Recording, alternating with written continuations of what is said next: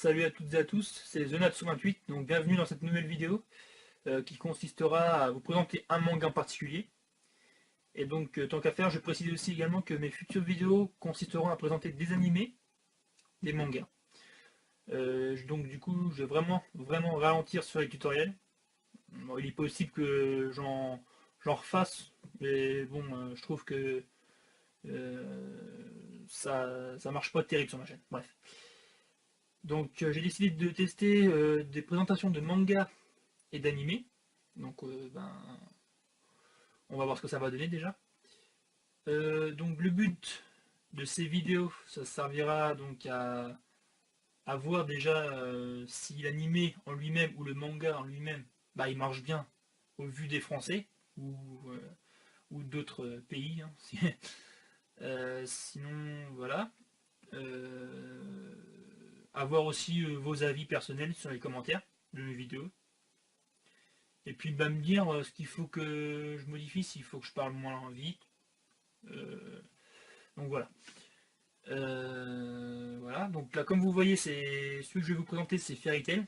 Donc je m'en doute, hein, tout le monde le connaît. Hein.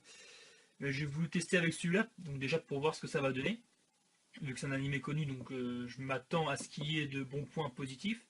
Bien que un animé ou un manga n'est jamais parfait, hein, ça je m'en doute, ça je le sais très bien. Mais donc c'est pour voir ce que ça va donner.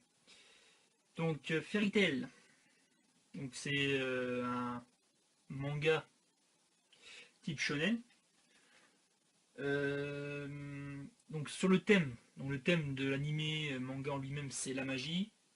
Euh, il a été créé par Hiro Mashima.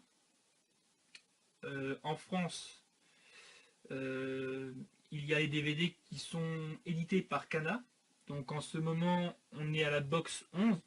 Donc la 12e est même bientôt prévue. Je crois même qu'elle est sortie, me semble. En manga, c'est Pika qui s'occupe de l'édition. Le manga est sorti au Japon le 15 décembre 2006 et donc actuellement dispose 37 tomes. En France, on est au tome 30 et le 31 sortira le 3 juillet 2013. Donc pour ceux qui sont intéressés, hein, je fais une petite annonce. Ensuite, donc l'anime, lui, il a eu sa première diffusion le 12 octobre, 2009 et s'est arrêté le 30 mars 2013, qui dénombre un total d'épisodes 175. Ensuite, il possède 5 OAV. Donc le sixième même est prévu pour l'été, donc en août. Il sera vendu au Japon avec le tome 39.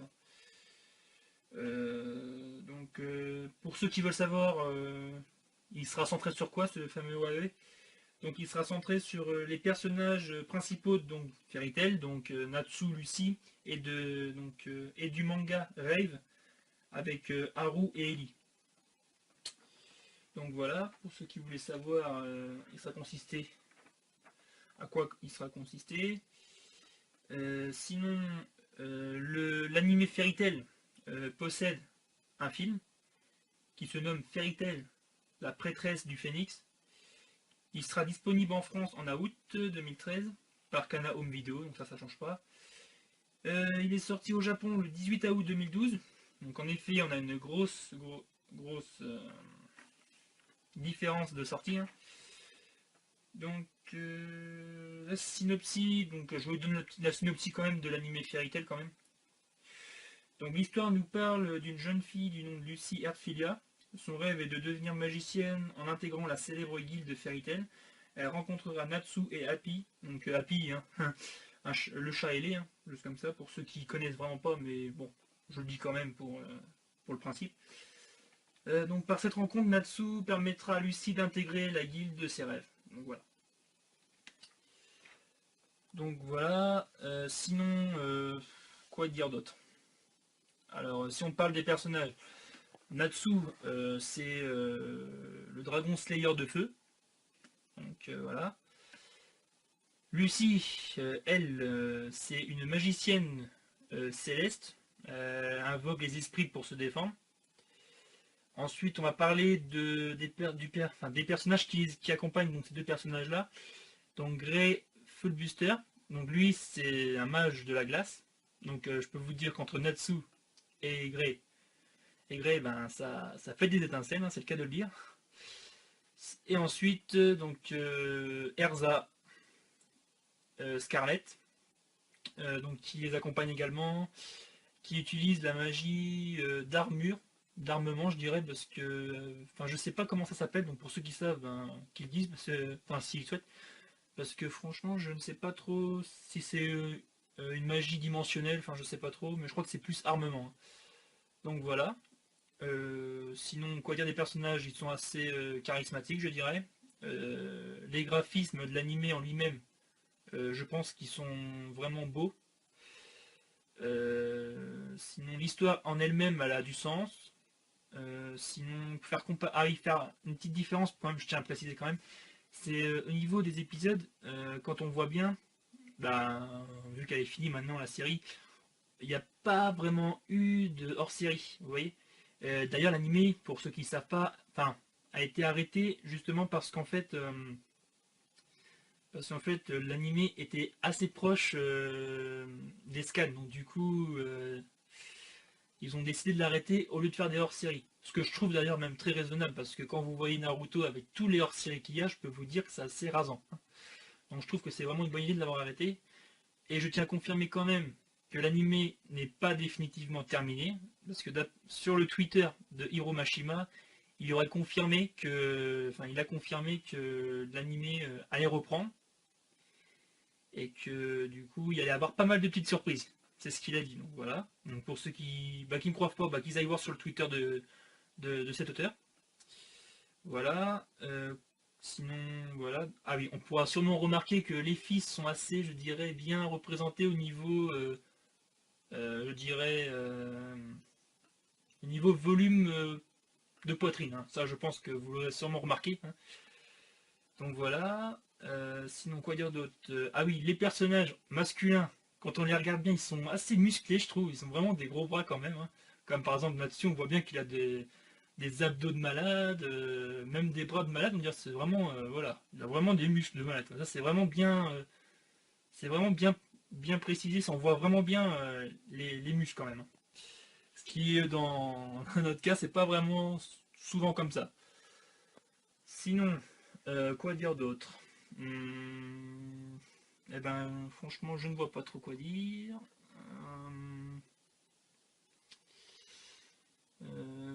Mis à part que le côté, je dirais, le côté comique y est, hein, ça se voit, il y a vraiment beaucoup d'humour, ça c'est assez intéressant quand même, parce que bon, surtout avec Natsu, quand on le voit traîner avec Lucy, à la guilde et tout ça, avec les autres personnages, il est du genre à foncer dans le tas, enfin, tu sais, enfin, vous savez, pour s'amuser, quoi. Que quand il est en mission et que quand ses amis sont en danger, et surtout Lucy particulièrement, il est vraiment très très sérieux, et ça c'est vraiment agréable. Et même des fois en plein combat, ils se permettent de couper l'ambiance sérieux, et du coup ça casse tout. C'est assez intéressant, assez rigolo je trouve, donc ça c'est assez sympathique.